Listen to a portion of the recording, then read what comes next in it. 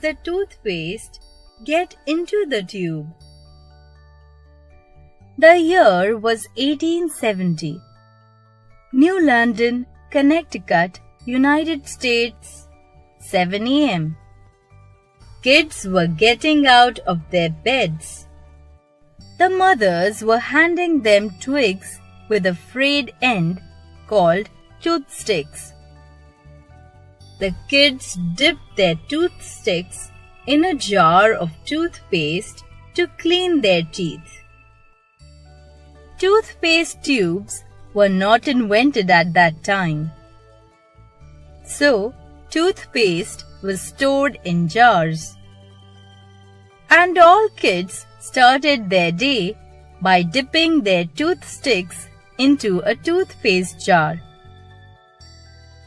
And like the kids, every family member dipped their toothstick into the same jar, including that visiting grand aunt with yellow and black teeth, whose toothstick matched her teeth.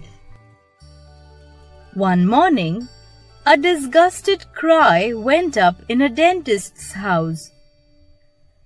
Ew! It was Dr. Sheffield's son, Lucius, who refused to dip his toothstick into the jar. He decided to use tooth powder instead of the toothpaste. But he kept thinking about finding a better way to store and use toothpaste. A few years later, Lucius went to Paris to study the science of dentistry. There, he saw artists squeezing out paint from metal tubes. He thought, why can't the same type of tube be used to hold toothpaste? He shared this idea with his father. Lucius's father thought that it was an awesome idea. There was just one problem.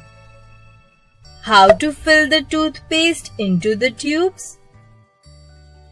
Now, can you guess what Lucius and his father used to fill toothpaste into a tube?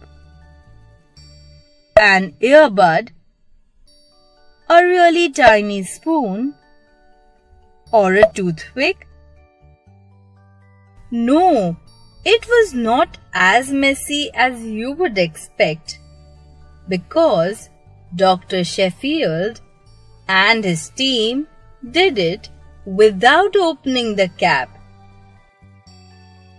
That's right. They kept the cap screwed on tight and opened up the other end. It's definitely easier to fill a tube from the larger end. After that, all you have to do is seal the end tight so that the paste does not leak.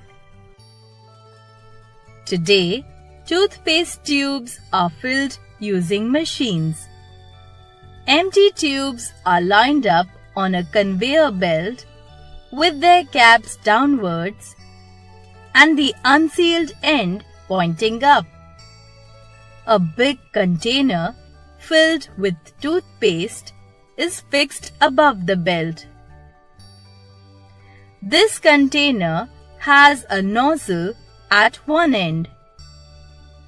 As the tubes move along the conveyor belt, the container pushes toothpaste through the nozzle into each tube. The paste is not filled to the brim. About half an inch is left so that it can be crimped. And that's how we get toothpaste tubes that are easy to squeeze and use. Veena Prasad, abridged.